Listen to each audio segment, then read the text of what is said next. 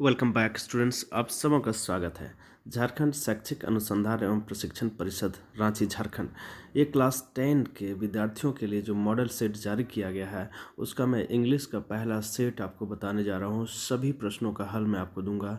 ये आपके एग्ज़ाम के लिए बहुत बहुत बहुत ज़्यादा इम्पोर्टेंट होने वाला बच्चों, तो पूरा वीडियो को देखें। इसका रिस्पॉन्स जैसे आता फिर मैं सेट 2 बनाऊँगा। अब इसको लाइक सब्सक्राइब जरूर करें। सभी विषयों के मैं अपलोड करने का प्रयास करूंगा। तो चलिए झटपट शुरू करते हैं। देखिए, इंग्लिश सब्जेक्ट फुल मार्क 40 और 1.5 घंटा समय रहेगा। ठीक है, यहाँ पे जनरल इंस्ट्रक्शन जो दिया हुआ है, the question paper contain 3 sections, 3 sections रहेंगे। रीडिंग सेक्शन ग्रामर और लिटरेचर से। Attempt question based on specific instruction for each part. Candidates are required to give their answer in their own words as far as practicable. तो सभी विषयों के सभी प्रश्नों के जो आंसर हैं वो अपने शब्दों में आपको देना है। Total number of question is 19। ठीक है, तो 19 प्रश्न रहेंगे। पहला देखिए रीडिंग सेक्शन है। रीडिंग सेक्शन है, मैं आपको ये रीडिंग सेक्शन बताता हूँ, समझाता हूँ।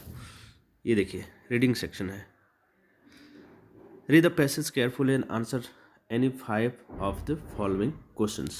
Mass copying in the examination has reduced education to a joke. मास कॉपिंग जो कॉपी हो जाती है, कॉपी करते हो एग्जामिनेशन में, वो परीक्षाओं के लिए, वो स्टडी के लिए, वो शिक्षा के लिए क्या होता है, एक तरह से जोक बन गया है। The lengthy courses of study and the system of annual examination are the root cause of it. इसका मेन कारण क्या है कि लेंदी कोर्सेज ऑफ स्टडी, बहुत लंबा जो है कोर्सेज हो जाते हैं वो, और एनुअल एग्ज़ाम का जो सिस्टम है वो इसके मुख्य कारण हो सकते हैं। How is it possible for any human being to express honesty within 3 hours. ये कैसे हो सकता है किसी एक आदमी के लिए कि 3 घंटे में वो अपना सब कुछ दिखा दे, उसके अंदर जो है all that he has learned in full 1 year, 1 साल में जो भी उसने सीखा है 3 घंटे में दिखा दे। Naturally, students are forced to calm certain things and copy other from some sources in the examination hall. तो एग्जामिनेशन हॉल में जो कॉपियाँ हो जाती है इसी वजह से। The result of a student should be determined by his performance around the year. देखिए 3 घंटे में ना, बल्कि बच्चों की जो परफॉर्मेंस के आधार पे ही उसकी जो रिजल्ट जो है होने चाहिए कि 1 साल में उसने क्या सीखा। The class teacher should be interested with the difficult task he will have to rise above pretty world consideration, must be brave, impartial। देखिए, एक शिक्षक को भी, जो आप उसके क्लास टीचर हैं, उसे भी ब्रेव होना चाहिए और इम्पार्शियल होना चाहिए। His role in this connection is very important. तो इसमें, इस धारा में जो है उस शिक्षक की, उसकी जो क्लास टीचर हैं उसकी जो रोल है, उसकी जो रोल है वो काफ़ी ज़्यादा इम्पॉर्टेंट है। तो चलिए 5 क्वेश्चन हैं यहाँ, 5 क्वेश्चन का जवाब हम लोग देखेंगे। पहला क्वेश्चन, मैं सबका आंसर मैं एक साथ देने का प्रयास करूँगा। मैं क्वेश्चन समझा देता हूँ। देखिए पहला क्वेश्चन है how has made what has made education a joke. Education को जोक किसने बना दिया, पहला क्वेश्चन। ठीक है। Number 2, what are the causes of mass copying. ये मास कॉपिंग का मतलब हो गया कि एक साथ बहुत सारा जो कॉपी हो जाती है, चोरी होने लगती है वो, तो उसका मुख्य कारण क्या है। नंबर 2 प्रश्न। Number 3, how should the result of a student be determined. किसी विद्यार्थी के जो रिजल्ट है उसको कैसे डिटरमाइन, आकलन किया जा सकता है। नंबर 4 देख लेते हैं। According to the passage what qualities are required for a teacher. इस पैसेज के अनुसार एक टीचर को कौन सी क्वालिटी जो है होनी चाहिए। और नंबर 5 यहाँ देख लें, इसको कंप्लीट करना। How is it possible for any human being, यहाँ खाली जगह को भरना है। Mass copying in the examination dash, खाली जगह भरना है। तो सभी प्रश्नों का हल मैं एक साथ आपको देता हूँ। ठीक है, चलिए देखते हैं। अब बने रहें, चैनल को सब्सक्राइब कर लें, बहुत ज़्यादा इंपॉर्टेंट है ये। देख सकते हैं फर्स्ट का answer mass copying has made education a joke. प्रश्न यही था कि किसने एजुकेशन को जॉक बना दिया, तो मास एजुकेशन जो है, इसने एजुकेशन को जो है जोक बना के रख दिया है। नंबर 2 प्रश्न जो है एक हो गया। नंबर 2 देखें, द लेंदी, मतलब मुख्य कारण क्या था। So the lengthy courses of study and the system of annual examination are the main causes. तो जो कोर्सेस लंबा है वो स्टडी के, और एनुअल एग्ज़ाम का जो सिस्टम है उसने जो है, ये जो है मुख्य रूप से कारण है इसके। चलिए नेक्स्ट जो है 3 नंबर, कि स्टूडेंट की जो आकलन कैसे किया जाए। A student should be determined by his performance around the year. तो बच्चों की जो परफॉर्मेंस जो है, साल भर में बच्चों की क्या परफॉर्मेंस है, उसके आधार पर बच्चों का आकलन किया जाना चाहिए, ना कि 3 घंटे में। नंबर 4 देख लेते हैं। He must be brave and impartial. एक टीचर में किस किस तरह की क्वालिटी होनी चाहिए, तो ब्रेव होना चाहिए और इम्पार्सल होना चाहिए। ठीक है, चलिए बहुत अच्छा। और लास्ट देखते हैं। खाली स्थान में आपको यही भरना है, to express honesty within 3 hours. और नंबर 2 में भरना है, has reduce education to a job. ठीक है, बहुत अच्छा। उम्मीद करता हूँ कि आपको बहुत अच्छे तरीके से मैं आपको समझा पा रहा हूँ।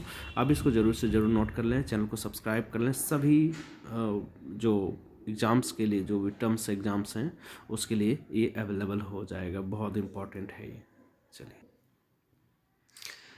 और भी यहाँ देखिए 5 प्रश्नों का जवाब देना है, लेकिन और भी 2 प्रश्न यहाँ पे हैं, मैं उनका भी जवाब दे देता हूँ। आप जिसे चाहें आप लिख सकते हैं। Make a meaningful sentence with the word performance. Performance से एक सेंटेंस बनाए जिसका अर्थ हो। और नंबर 2 है, give a suitable title for this passage. इस पैसेज का एक सूटेबल टाइटल क्या होना चाहिए। तो चलिए इसका भी आंसर देख लेते हैं। बाकी आप जिस हिसाब से आप चाहें आंसर दे सकते हैं। देखिए यहाँ पे नंबर 6 परफॉर्मेंस वर्ड आपको लेना है। A student is determined by his performance. यहाँ देखिए परफॉर्मेंस आया अराउंड द ईयर। ठीक है, ये सेंटेंस आपको पहले भी मिल चुका होगा। तो परफॉर्मेंस से एक शब्द बन गया, एक सेंटेंस बन गया, जिसका अर्थ हो यहाँ हो रहा पूरे सेंटेंस का, कि विद्यार्थी का जो आकलन है वो पूरे साल के उसके जो परफॉर्मेंस है, उसके जो प्रदर्शन है उसके आधार पे होने चाहिए। नंबर 7 कि उसका टाइटल क्या है होना चाहिए, तो मास कॉपिंग इन द एग्जामिनेशन, ये इसका टाइटल होना चाहिए। तो अब जैसे चाहें इसका आंसर लिख सकते हैं। चलिए बहुत अच्छा। नेक्स्ट प्रश्न की ओर बढ़ते हैं हम लोग। आगे बढ़ते हैं हम लोग। देखिए अब आ गया राइटिंग सेक्शन और ग्रामर से। ठीक है, यहाँ पे आपको 8 नंबर क्वेश्चन जो है कंपलसरी है, जो कि 5 नंबर का है। राइट रिलेटेड यहाँ पे 2 प्रश्न मिलेंगे, किसी एक का जवाब आपको देना होगा। तो मैं फिलहाल 8 का जवाब दूंगा, ऊपर वाले का। Write related to your younger brother advising him to study hard and avoid bad company. कि अपने यंगर ब्रदर के पास एक पत्र लिखें जिसमें कि आप उसे कड़ी मेहनत के लिए करें प्रेरित, और जो है जो बैड कंपनी है, बुरा साथी है, उसे दूर करें, उसे छोड़ने के लिए कहें। चलिए इसका आंसर देख लेते हैं। चलिए इसका आंसर देखिए, 8 नंबर क्वेश्चन जो है कंपलसरी है। आप देखें यहाँ पे आप स्थान दे देंगे, जैसे मैंने दिया है कि एग्जामिनेशन हॉल से मैं लिख रहा हूँ, नामकुम से रांची जगह का नाम है, फिर यहाँ डेट दे दिया। अब जो है यहाँ से शुरू करेंगे। ठीक है, dear Manoj, we have received letters from the head of your school complaining about your irregular in submitting your homework and not maintaining the laws of school because of involving in bad company।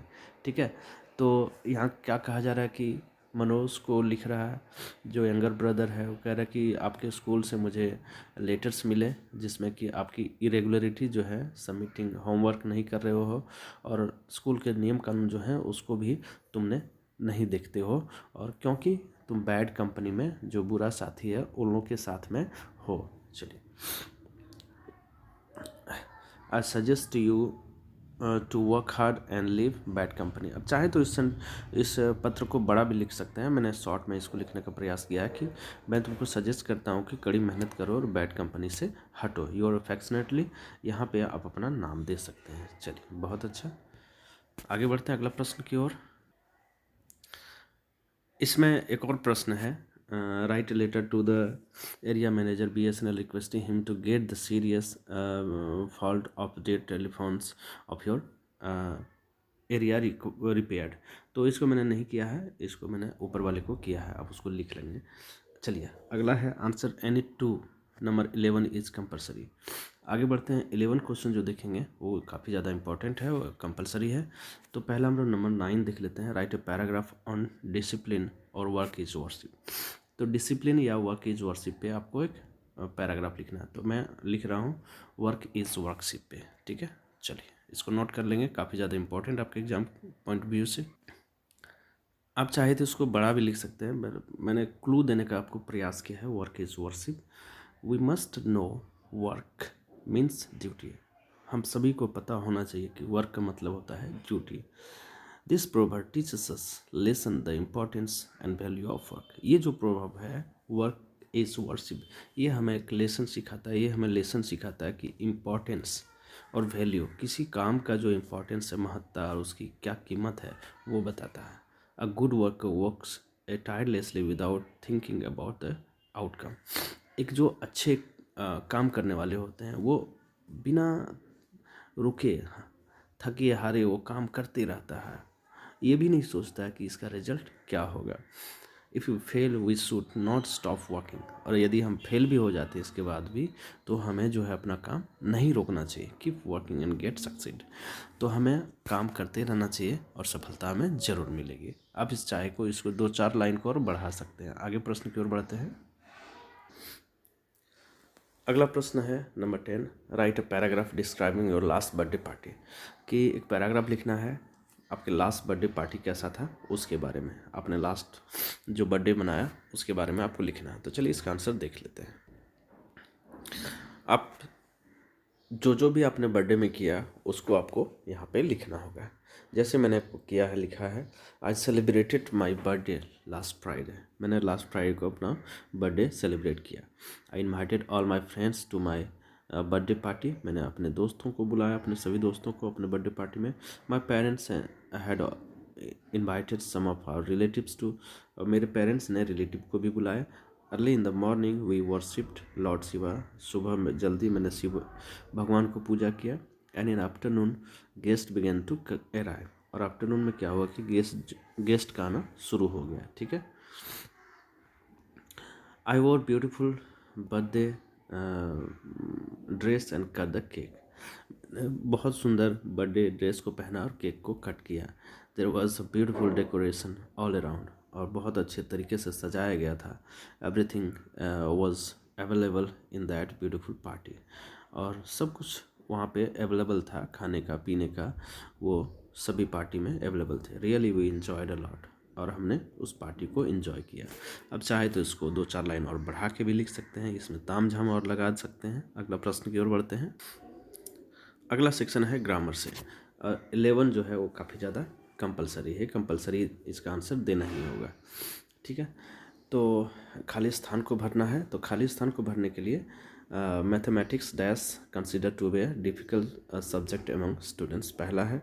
दूसरा है neither of the two boys dash in the classroom. Is और are में से कोई एक भरना है। About the house dash belongs to Shyama. Which और दैट में भरना है। चलिए इसका आंसर देख लेते हैं एक साथ में। यस, इसका आंसर देख लें। Mathematics is considered to be a difficult subject among students, यहाँ पे इज़ का प्रयोग करना। Neither of the two boys, is का प्रयोग करना। In the classroom, about the house, which का प्रयोग करना, बिलोंग्स टू श्यामा, ठीक है। तो ये बहुत इम्पॉर्टेंट है, इसको मिस नहीं करना है। चलिए और भी जो सवाल रहेंगे मैं ये ग्रामर का मैं आपको सॉल्व कराऊंगा। चैनल को सब्सक्राइब जरूर कर लेना। अगला आगे प्रश्न की ओर बढ़ते हैं। अगला प्रश्न है read the extract given below and answer the question that follow. ये एक पोएम से लिया हुआ सेक्शन सी है, ठीक है। The smell of lives and listen still reaches like a voice into the rooms. My head is full of whispers which tomorrow will be silent. तो एक पोएम का एक्सट्रैक्ट है, लाइन है। इसके प्रश्न जो हैं 3 प्रश्न हैं। तीनों प्रश्न का मैं आंसर एक साथ देना चाहूँगा। पहला है name the poem from where this extract has been taken, कि इस कविता के जो खंड है कहाँ से लिया गया है। दूसरा है who has written this lines, किसने इस लाइन को लिखा है। अगला है what does the poet say about her head, और पोइट जो है वो क्या कहना चाहते हैं जो ट्रीज़ हैं उनके बारे में, अबाउट हर हेड। चलिए इसका आंसर देख लेते हैं। पहला तो आंसर हो जाएगा ट्रीज़, क्योंकि ये जो लाइन से हैं ये ट्रीज़ पोएम से लिया गया है। दूसरा हो जाएगा answer Adrienne Rich has written this poem. Adrienne Rich जो है उन्होंने इस कविता को लिखी है।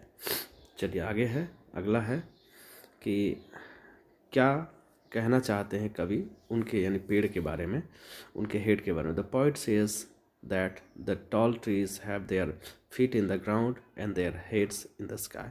कवि कहना चाहते हैं कि जो पेड़ के पाँव हैं वो नीचे ज़मीन पे हैं और उसके जो सर हैं वो ऊंचे आसमान पे हैं। ठीक है, चलिए आगे बढ़ते हैं, अगला प्रश्न लेते हैं। उम्मीद करता हूँ ये पसंद आ रहे हैं आपको। अगला है number 13, read the passage and answer the following questions. यहाँ पे एक पैसेज छोटा सा दिया हुआ है। The baker usually collect his bills at the end of the month. Baker जो होते हैं, जो केक बनाने वाले होते हैं, वो महीने के अंत में अपने बिल को लेता है। Monthly accounts used to be recorded on some wall in pencil. अब मंथली रिकॉर्ड जो है किसी दीवार पे जो है पेंसिल से लिख दिया जाता है और रिकॉर्ड किया जाता है। Baking was indeed a profitable profession in old age. जो पुराने दिन थे उसमें बेकिंग जो है काफ़ी ज़्यादा प्रॉफिटेबल प्रोफेशन थे। तो यहाँ पे 3 सवाल हैं, तीनों का आंसर मैं एक साथ देना चाहूँगा। Where did the baker record his accounts, कि बेकर ने अपना अकाउंट्स को कहाँ रिकॉर्ड करते थे। दूसरा, when did the baker collect his bill, baker कब अपना बिल को लेता था। और तीसरा, which word in the extract is a synonym of business. इस पोएम में सॉरी इस स्टैंजा में ये जो पैसेज का खंड है इसमें बिजनेस का मतलब कौन से हैं वर्ड। चलिए इसका आंसर देखते हैं एक साथ में। पहला है the baker recorded his account on some wall in pencil. जो बेकर हैं वो किसी दीवार पे पेंसिल से अपना रिकॉर्ड को नोट करते थे। दूसरा है the baker collected his bill at the end of the month, कि बेकर को जो बिल है वो कब मिलता था, महीने के अंत में मिलता था। और नंबर सी है जो प्रोफेशन जो है वह उसका सिनोनिम है। ठीक है, एक वर्ड जो दिया था उसका सिनोनिम है।